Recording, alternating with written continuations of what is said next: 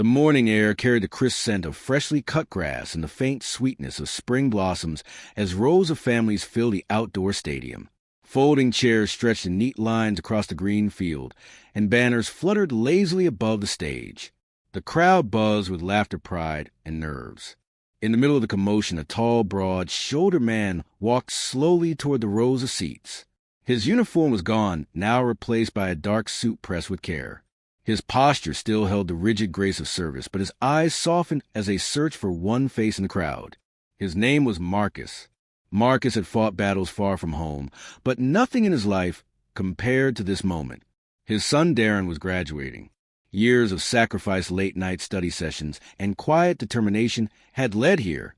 Marcus adjusted the silver watch on his wrist, a gift from his late father, and let the sound of the marching band drums pulse through his chest. He had dreamed of this day through endless nights in foreign deserts when gunfire filled the air instead of music. He had dreamed of clapping for his boy as he stepped forward to claim his future. Families leaned close to whisper and wave at the graduates already lining up at the edge of the field. The smell of popcorn drifted from a nearby vendor, mixing with a faint tang of sweat from the packed crowd. Marcus found his seat near the front, his hands clasping together, as if holding back a tide of emotions. From 2 rows back, a sharp voice cut through the warmth of the moment. It was crisp-clipped and laced with authority that was not hers to wield. A woman dressed in a pale linen dress with pearls tied around her neck stared at Marcus with a smile that did not reach her eyes. Her name was Kerren. Kerren had a way of claiming space that was not hers to claim. She was the president of the neighborhood HOA, and she carried herself like royalty of a kingdom no one had asked for. She leaned toward another parent and spoke, just loud enough to be heard. "Can you believe this? Some people just do not know their place." Marcus heard her words, though he did not turn. Years of service had trained him to ignore provocation, to let arrogance burn itself out. But Kerren did not let silence rest. She stood stepping closer, her heels clicking against the pavement. "Excuse me, sir. These seats are reserved for families of graduates. You cannot sit here." Marcus looked up, his eyes steady, calm, like a tide that had seen too many storms. "My son is graduating today. I am exactly where I should be." Kerren gave a small laugh, the kind that dripped with condescension. "I do not think so. I manage this community, and we have certain standards. You must have received the wrong information. It would be best if you found another spot." The parents around them shifted uneasily, eyes darting between Marcus and Kerren. No one spoke. No one moved. The weight of her words clung to the humid air. Marcus kept his voice low, measured. "My name is Marcus. My son is Darren. He has worked his whole life for this moment. I will not move." Kerren crossed her arms, her pearl bracelet rattling, as if punctuating her disdain. "Darren, yes, I have heard of him. Bright boy. But rules are rules, and appearances matter. You do not want to make a scene here in front of all these families." Marcus did not reply. His jaw tightened, but his gaze did not waver. Behind him, a few whispers stirred, parents unsure whether to intervene or shrink into safety. Kerren seemed to draw power from their silence. Then Darren entered the field with his classmates' robes billowing in the light breeze. His smile was wide, radiant, a young man stepping toward his future. His eyes scanned the rows, searching. When they landed on Marcus, his grin deepened. Pride surged in Marcus' chest, stronger than any medal he had ever earned. Kerren noticed the exchange, and her lips curved into a smirk. She leaned closer, her voice cutting like a knife hidden beneath silk. "You see, he will be fine without you in the spotlight. Let the boy have his moment. Do not embarrass him." For the first time, Marcus felt heat rising in his chest. Not the heat of anger alone, but of humiliation. His son was within view, his son was about to cross the stage, and yet here he was being told he did not belong. The announcer began calling names. Families erupted in cheers. Kerren did not stop. She placed a manicured hand on the back of the chair, beside Marcus, her nails tapping deliberately. "Security will be along shortly if you do not leave. This is not your place. Understand?" Marcus looked at her, finally, his voice even but heavy with quiet force. "My son will see me here today. Nothing you say will change that." Kerren blinked, then smiled again, a smile sharpened into triumph. She straightened her shoulders and turned away as if she had already won. The ceremony carried on, but the mood around Marcus shifted. Parents glanced nervously at him, then at Kerren, afraid to meet his eyes for too long. Laughter and applause filled the air, but under it pulsed a quiet tension, one that promised conflict was far from over. Darren stood near the front of the line, his cap tilted slightly, his tassels swaying in the breeze. He could not hear the words, but he could feel the stares.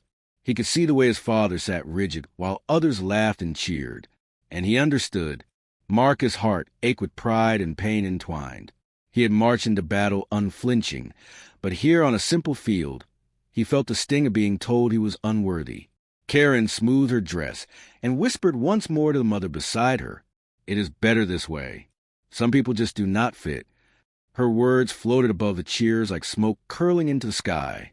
Marcus inhaled deeply, his fists loosening not in surrender, but in patience.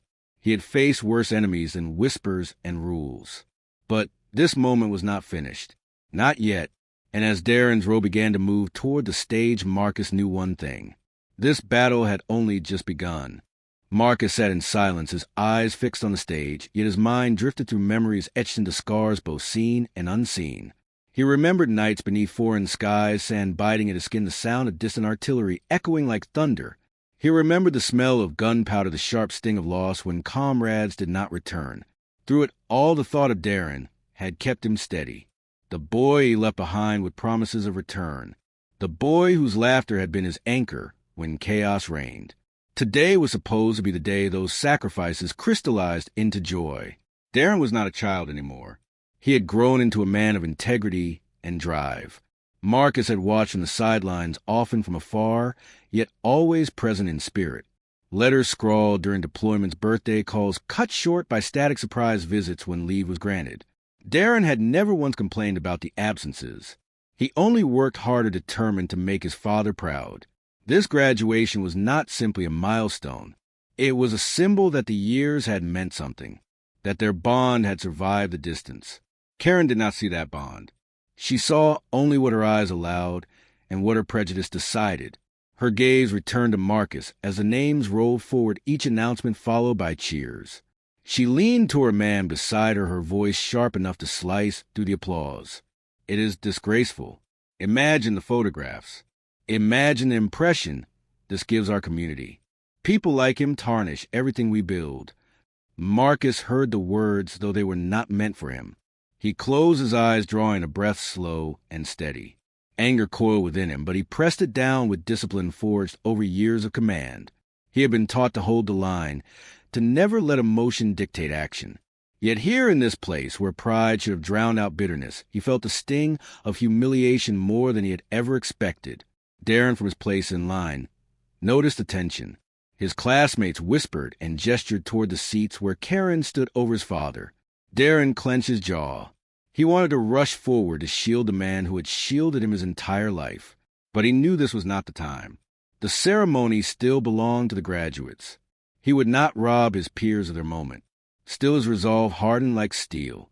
Kerren straightened and adjusted her pearls, her expression smug. She addressed Marcus again, her words coated in false courtesy. "You can make this easy, sir. Leave now and avoid unnecessary embarrassment. No one here wants a disruption. Surely you want your son to remember this day fondly." Marcus opened his eyes and met hers. His voice was quiet, but steady. "He will remember that I was here, no matter what you say." Her lips curled into disdain. "Security will handle this.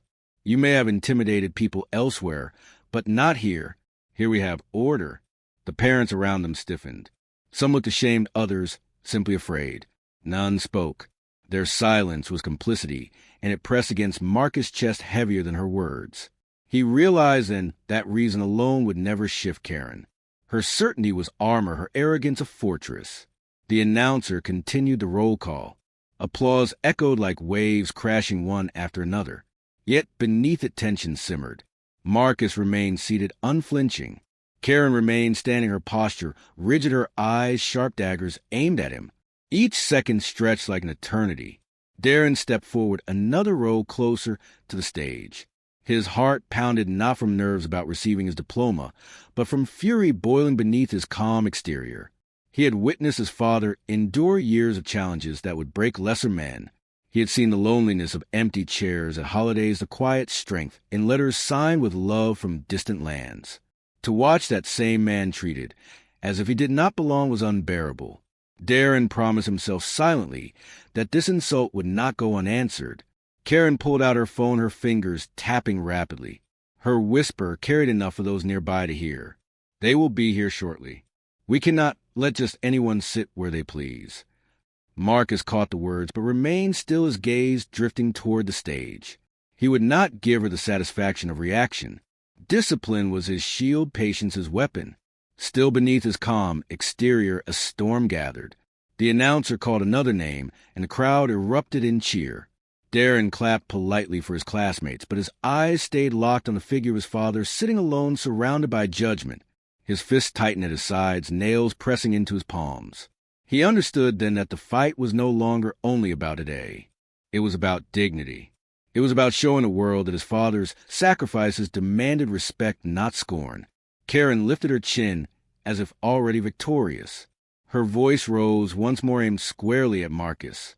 I am giving you one final chance. Leave now or face the consequences. Marcus turned to her, his expression unreadable, but his words like iron. I have faced consequences you cannot imagine. I will not move. For a moment silence hung, suspended between them. Then Kerren smirked and sank back into her seat, confident that her call for removal would soon bear fruit. Around them whispers rippled, nervous, uncertain, but none dared challenge her openly. The ceremony pressed onward, but an invisible line had been drawn. Marcus on one side calm, yet resolute, Kerren on the other intoxicated by authority. And at the heart of it Darren, watching his father stand against injustice with silent strength. As the next set of graduates approached the stage, the tension did not break. It deepened. The storm had not yet struck, but every heartbeat promised it was coming. And when it did, the field would never forget the sound. Darren stood in line, his robe brushing against his shoes, his cap slightly tilted as sweat gathered at his temples. He tried to steady his breathing, but each glance toward the seats filled him with fire. His father sat still like a mountain, refusing to bow to the storm brewing around him. Kerren perched smugly with her phone in hand, already certain of her victory. Darren knew he could not allow this moment to pass unchallenged. He pulled his phone from the deep pocket of his gown, shielding the screen from watchful eyes, and scrolled quickly to a familiar number. The name belonged to James, a Navy SEAL, who had once served under Marcus. James and 5 others had stood by Marcus through fire and chaos, through missions where survival was measured in breaths. They were not just comrades. They were family forged in battle. Darren typed a short message, his fingers trembling with urgency. He explained in clipped words what Kerren had done, how she had tried to drive his father out, how his father sat now under silent judgment. He ended with a plea. If you can come, please come. He deserves better than this. The reply came almost instantly. We are close. Stay calm. We will handle this. Darren slid the phone back into his pocket and forced his expression to calm. The announcer called another name. The band played short, triumphant chords. Kerren leaned toward another parent, whispering sharp remarks that drew uncomfortable smiles. Marcus remained steady, though his eyes flickered once toward Darren, as if sensing something beyond the visible. Minutes passed, each one stretching like a wire pulled tight. Then they came. 6 men moving quietly through the back of the crowd, dressed sharply, but carrying themselves with unmistakable precision. Their steps were measured, their eyes alert, their presence undeniable. People turned their heads instinctively, sensing something different, something powerful. The 6 slipped into seats near the aisle, their gazes locking onto Marcus at once. He looked up, met their eyes, and for a fleeting second the weight on his shoulders eased. Kerren did not notice at first.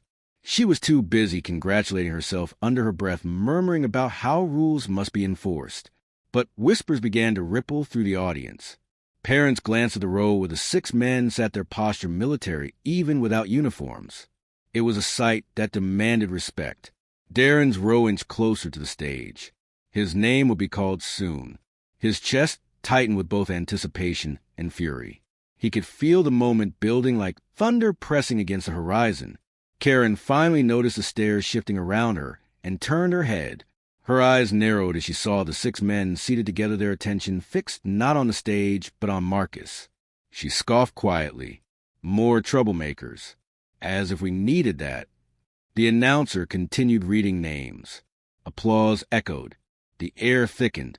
Darren tried to focus on the stage, but his gaze returned again and again to the silent formation now present in the crowd. They sat like sentinel statues carved from stone, waiting for a signal unseen by anyone else. Kerren leaned once more toward Marcus, her voice dripping with venom. I warned you. You will regret making a scene. Some fathers do not deserve to be here. Her words struck harder than any blow. Darren heard them from a line, his heart thundering in his ears. His classmates shifted uncomfortably, pretending not to notice, but every one of them had heard. Marcus did not rise. He did not shout. He only looked at her, his silence louder than her cruelty. And then it happened. As the announcer paused before the next name, 6 chairs scraped against the ground in unison. The sound cut through the air, sharp and deliberate. The 6 men rose together, their movement precise, as if guided by a single command. The audience stilled. The chatter died. Even the band seemed to falter. They stepped forward in formation, their polished shoes clicking softly against the concrete aisle. Heads turned, necks craned. Children whispered to parents, asking who they were. But no one answered. The sight alone commanded awe. Kerren blinked, confusion flickering across her face before irritation returned. What is this? Who do they think they are? The 6 men stopped near Marcus, forming a line beside him, their shoulders square, their presence like a wall of unspoken defiance. One of them, James, leaned slightly forward, his eyes locked on Kerren. He did not speak, yet the silence he carried was louder than any accusation. The announcer read another name, but the applause was muted, distracted by the silent standoff in the crowd. Darren's row shifted forward again, his turn drawing nearer. With each step, his chest tightened. He knew the moment he had prayed for was almost here. Marcus remained seated, but his gaze softened when he looked at the men beside him. Brothers not by blood, but by battle. Their presence was a shield against shame. Their loyalty a reminder that dignity could not be stripped away by arrogance. Kerren tried to regain her composure, straightening her pearls, her voice sharp. Excuse me, this is highly inappropriate. This is a family ceremony, not a parade. You people are disrupting the event.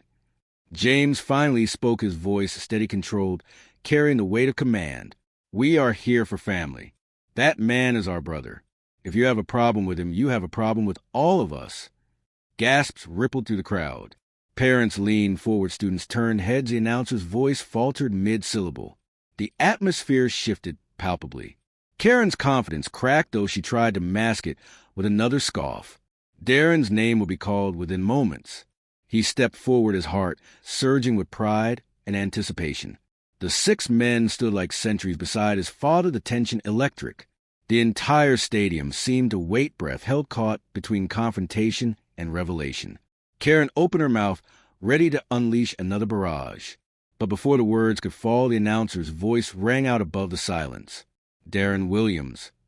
The crowd erupted in applause, cheers filling the air. And at that precise moment, Darren turned his head toward his father and the 6 men standing in formation. His smile stretched wide, his eyes bright with gratitude and fire.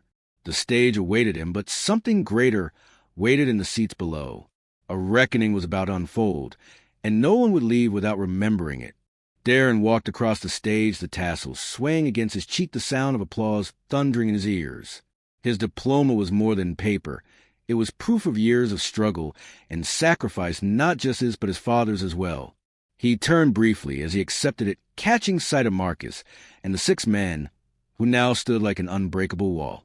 That vision filled him with courage. The announcer called the next name, but the audience was restless, their eyes shifting between the graduates and the silent formation in the crowd. Kerren rose again, her face flushed with anger, her voice sharp enough to pierce the ceremony. This is outrageous. These men are not welcome here.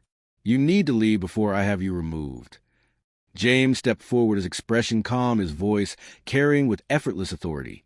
Ma'am, this man served his country with honor. He bled for the freedom you enjoy. He has every right to sit here and watch his son walk across that stage. Gasps and murmurs swept through the audience. Kerren faltered, but her pride shoved her forward. I do not care what he has done. This is about order. This is about appearances. We cannot have people like him lowering the standards of our community. Marcus rose slowly his height, towering his presence steady. His voice was quiet, yet the entire field seemed to bend toward it. People like me. I have heard that before. I heard it when I was told I would never lead. I heard it when I fought for men who doubted me. And yet I stood. I stand here today not for myself, but for my son. And nothing you say can erase that. The crowd erupted in cheers, parents clapping, students whistling, the sound washing over Marcus like a tide of vindication. Kerren's face twisted, but before she could speak again, another of the SEALs stepped forward. His name was Cole, and his voice was sharp as steel.